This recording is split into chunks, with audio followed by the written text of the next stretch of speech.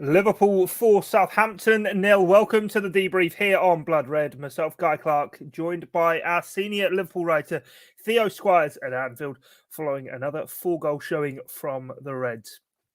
Devastating Diogo Jota at the double, Thiago and Virgil van Dijk also on the score sheet. Theo, easy question to start with. Are Liverpool back to their very best? I wouldn't say back to their very best. It wasn't a result or a performance that you're going to think you'll remember about for Liverpool in years to come. It was just routine. They got the job done.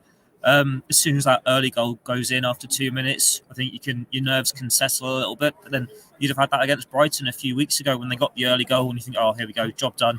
They can build on this. They gave it away, conceding 2 and drawing Brighton on that day. But this one, the weather sort of neutralised the game a bit. It was a bit iffy at times in the first half. It was just waiting for Liverpool to get that second goal, and then that settled the nerves again. And then as soon as the third goes in, Liverpool were in cruise control. They knew job done, and they could enjoy themselves. It should have been a hell of a lot more. Alisson made some great saves to deny Southampton, but it was a case of, how has Diogo Jota not got a hat-trick? How has Mohamed Salah not got on the score sheet? How has Sadio Mane not got on this score sheet? They created so many chances, and the Kop enjoyed it too. Like, you could hear him frequently in the second half whenever any of the midfielders were on the ball, 25, 30, 35 yards from goal, just urging them to shoot. There was one where Virgil van Dijk was on the halfway line after he'd already scored. They were urging him to shoot. Liverpool fans just wanted more and more goals. It was routine. It was job done. It's what Liverpool needed to do. They've just been scoring goals for fun this season, and there's only really been 1 or 2 games which you'll think, yep, I'll remember that for years to come. That is Liverpool at their very best. But that's all teams really do when you think of them in these great seasons. Like, you'll think 1 or 2 games that you can remember, like Manchester United 5-0 at Old Trafford. That is a game we will remember for years to come. We won't remember beating Southampton 4-0 for years to come. But if Liverpool are in the title race come May, it is these sorts of results, getting these victories, making these games routine, that will be a deciding factor. Yeah, if you want to leave us a comment, whether you're joining us on Facebook or on the YouTube channel, do feel free to do so. We'll try and read out some of them as we go. Daniel Nixon says, easy work, come on, you red men, and also says Virgil van Dijk was awesome today. You mentioned there, though, Theo, the fact that a 4-0 win against Southampton won't stick in the memory. When we kind of rewind a couple of years to the title-winning season, it wasn't always as emphatic as this. But as you say, there's been a 5-0 at Old Trafford. There's been a 5-0 at Watford. Back-to-back 4-0 wins now at Anfield, beating Arsenal and Southampton in those 2 games. Is this now kind of we're seeing the next evolution? Because I know a week's a long time in football, but that 2-week international break felt an awful long time off the back of what happened at West Ham. And yet the team's come out now in 3 games, scored 10 goals and not conceded once. Well, I think it's no coincidence that since that game against West Ham, that the midfielders are back more. And it's not just a case of having them back because Thiago was back against West Ham. I think Fabinho was back against West Ham, but that was their first outing. So you think they're going to be rusty, and they were probably rushed back, let's be honest, because Liverpool was short on numbers. And because they've been short on numbers, you'd had Jordan Henderson playing every game for the whole month. You'd had Alex Oxlade-Chamberlain, who hadn't been a regular in this team for 18 months, playing every game. And it does take its toll. You do need to rotate. When you've got the pressures on Liverpool playing twice a week, every week, it will build up. But then they had a lovely 2-week international break, which felt horribly long. It was horrendous. When you're coming into it off that defeat to West Ham, you start to have doubts about this Liverpool side. They've got that gap behind City, that gap behind Chelsea. Can they challenge for this title? But Thiago goes and gets a nice little 2-week holiday because Spain don't call them up. Oxlade-Chamberlain hasn't been in England reckoning for a while. James Milner gets to recover from injury. I know Jordan Henderson picked up a knock whilst he was away, but he's been able to nurse back. And suddenly Liverpool's injury crisis in midfield has slowly disappeared. And it's making the difference now that they can make these changes in midfield and they can still get the result done, get the job done. Like Thiago, he's getting these game times now. He's playing consistently, and he was subbed on 60 minutes just because job done. Don't need to play you for the next half an hour. Save you for the derby in midweek. We've got this midfielder now who's a goal scorer midfielder, and while it might have taken a heavy deflection, lovely footwork to get the box. Beautiful. It was beautiful. Yeah, and it's another great goal from him. We're finally, I don't want to say seeing the best of him, because we've seen these glimpses the whole way through his Liverpool career. It's just a case of staying fit, being consistent, and showing form. And that's what these players who are available are doing, and it is making the difference. Like we saw last year, you take out key players in defence, a team will struggle. We've seen it before. Now you've got the players coming back, so you can rotate, so the competition is stronger, and it comes up with these sorts of results. Like before the game in pre-match, Klopp was talking about Andy Robertson's form, saying he wasn't worried. And he was like, is Costa Tsimikas going to take his place? Tsimikas had a great couple of games. He's had a great season so far. Robertson put in his performance of the season so far, an emphatic response to that. No, I was going to say the next point I wanted to talk about was Andy Robertson. I was going to say, off the back of an emphatic 4-0 win at home, how big a performance is it that the main man to talk about today, arguably, is Andy Robertson and the contribution he put in coming back into the team? I mean, Diogo Jota could well have had a hat-trick had he been able to slide in the ball sent into him from Andy Robertson. Yeah, it is Andy Robertson back to his best.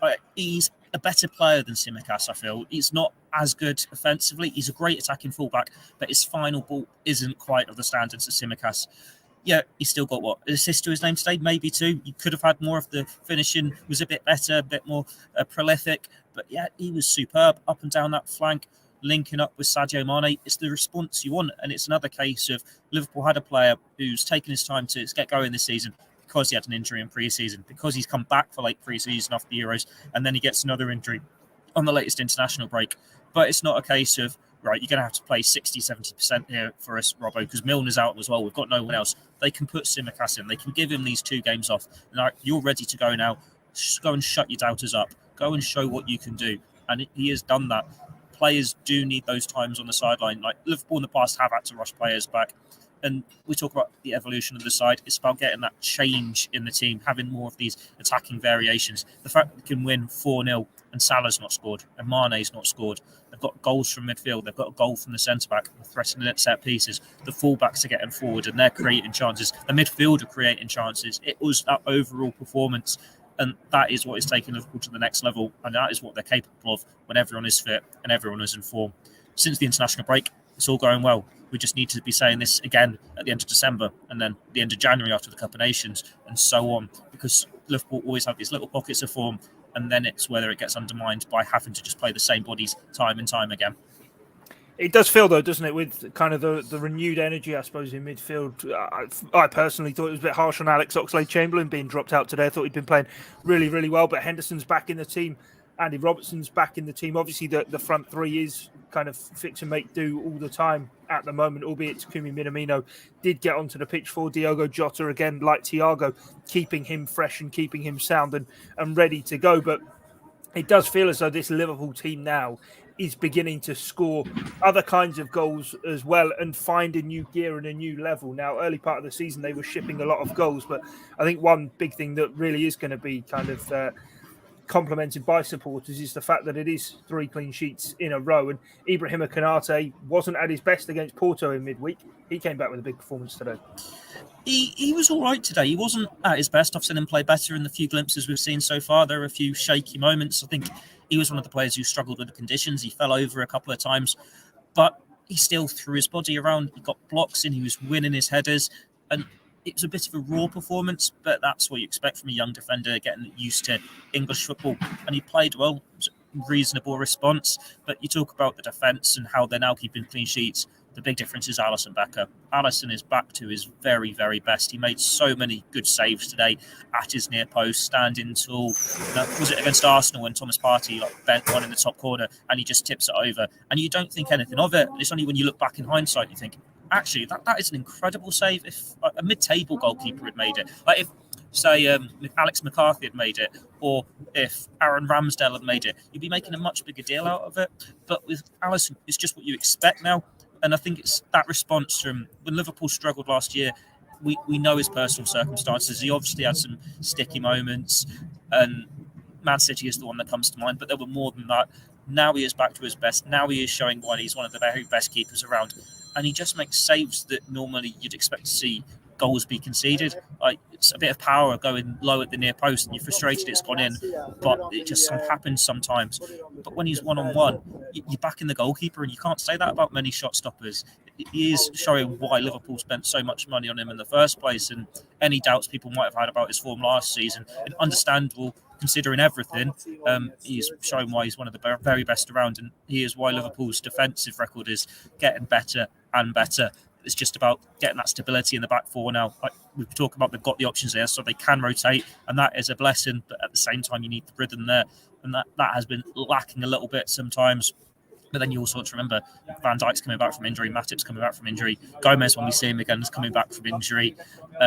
Considering all of those circumstances and what they went through last year, it's not bad, is it? No, definitely not. Plenty of you joining us. Do keep your comments coming in. We will try and get to as many of them as we can, but also do be smashing that like button as well and subscribing to the channel over on YouTube, even if you are joining us on Facebook. But Theo, we've mentioned kind of the attack, and it's now 17 successive games that Liverpool have scored at least 2 goals in, which is remarkable. Not just scoring a goal a game, but at least 2 a game. It's some going for them. And how much of a statement was this one, I suppose, putting it down ahead of Chelsea against Manchester United and moving now to within a point of Chelsea? I know Jurgen Klopp will say it's too early for the title race, but you can be out of it by the end of November. Yes, you can. It depends how big the gap is between the teams. Like, I think you look at a league table, and what the winner might not be decided in August or September. Top 4 normally is there's not usually a team coming from deep to win the title or sneak in. It is very much the early pace setters last the distance. And Liverpool needed to put out this statement today, like we've seen times before, where it was a chance for them to move clear at the top or build that gap, and it's just not happened. Like, you think of the drop points against Chelsea, Man City, Brighton, West Ham was an opportunity as well. But today they've gone out and they've got those points on the board a day ahead of Chelsea, a day ahead of Man City, when they've got tough games. We've seen what West Ham did against Liverpool. We've seen what Chelsea have done against sides. And United, they were rubbish against Liverpool, but what prospect are they going to be now when they've got their new manager coming in, when they've got Clarke as caretaker? They're going to feel a bit more up for it, and that is a chance for Chelsea to send out a statement themselves. You can't worry about the statements other teams send out, which I know is a bit contradictory because we're talking about the statements Liverpool are sending out, hoping that they're worried about it, but we'll stick with it. That is what you want from Liverpool. That is what they need to do. When they take to the pitch, they need to put in performances. Don't look too shaky. Get the victories in the bag. Score as many goals as possible. And when you've got 3 teams going for the title, and it is as close as 1 point between them, and that could easily still be 1 point between them tomorrow, it could come down to goal difference. And I think you'd fancy Liverpool to win it on goal difference if we are going to be talking about something as tight as that, when they're scoring 3 1 week, 4 the other, 5 the next, and so on. It's just incredible. And as I keep saying throughout this, Salah didn't score, Mane didn't score, and they scored 4.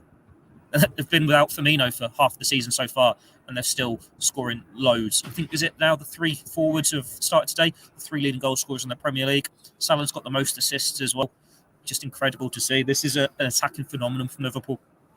Yeah, definitely. 39 goals from 13 matches. It is some going, and yeah, as you say, I don't think many Liverpool fans will be wanting United to win tomorrow, but maybe take a draw there at Stamford Bridge and maybe move on, as we say, with the goal difference favouring the Reds right now. Right, before we go then, Theo, a couple more I want to rattle through. And first one being ahead of Wednesday night, the Merseyside derby. I suppose this was a great warm-up for it, and has been, obviously, beating Arsenal, now beating Southampton, and ahead of taking on the Blues. Yeah, it's normally, historically, been a difficult game for Liverpool, hasn't it, going to Goodison? They've got something making right to do after last year, where the draw at Goodison, where they lost those players to injury, losing at Anfield in, quite frankly, feeble circumstances. They need to go and show that they are rightly kings of Merseyside. Like, there's no dispute between the 2 teams who were better out of the 2 of them. But at the moment, Everton are the ones that won the last Merseyside derby, and they've got the better record coming into it on derbies. You got the added spice of Rafa Benitez in charge of Everton. It'll be interesting to see what reception he gets from both fans. It'll be interesting to see what Everton are coming to this game off the back of against Brentford tomorrow. But with Liverpool playing well, they need to, it's that old cliche, isn't it? Play the game, not the occasion. If they can do that, you'd imagine they'll get the win. But then last year at Goodison, they should have got the win. And if they hadn't lost Van Dijk to injury, if they hadn't lost Thiago to injury, and there wasn't that dodgy late VAR call or whatever it was, they would have got the win. So yeah, definitely a few scores to settle against Everton in midweek, and the players are in form. They're going to be confident for it. You think, well, Van Dijk scored today, Thiago scored today. This is certainly a game they'll be looking forward to right those wrongs from last season. Yeah, most definitely. Right, final one then, and it's on the screen. Easy one for you, Theo. Who's your man of the match today? And as soon as you answer this, you can go and get in the warmth. Oh, this is a horrible question. Oh, it's just everyone, isn't it? They were all brilliant. Diogo Jota scored 2 great goals. He should have got more. But I'm going to give it Andy Robertson. He was superb. And I think I've been doing this rhythm when you've asked me the last few. It's not the player who's maybe been the very best on the pitch. It's the narrative around it, the one who's come out and put in that performance that they needed to most. And it is most impressive compared to the last outing. And it is Andy Robertson for me. He got his assist. He was so much better than we've seen so far this season. You could give it to Thiago. He was brilliant as well. Jota, Mane was superb. Constantly a threat. There was a bit of talk in the game before the game about him getting rattled by defenders, them targeting him, and that was certainly the case today. But he still tormented the Southampton defence. But yeah, let's go with Robertson. An emphatic response from him, and it's what you need from him going to this derby. Because you imagine, no matter what Tsimikas' form is in, Robertson will be starting against Everton midweek. Yeah, he was definitely missed, wasn't he? In a couple of years ago, the goalless draw when it all came back from Project Restart. James Milner played at left back, didn't he? And he was very much missed in that one. But yeah, let's wait for the derby midweek. Could stay here all night talking about Liverpool. We didn't even really get to talk about Thiago's goal, and I thought it was absolutely beautiful. But that is it from Anfield. We'll let Theo go and get into the warmth. Thanks very much. On 150,000 subscribers on YouTube, so do make sure you join us across the Blood Red channel. Coming up next, so Jurgen Klopp's full post-match press conference. But from myself, Guy Clarke, and Theo Squires, thanks for your time and your company. Bye for now.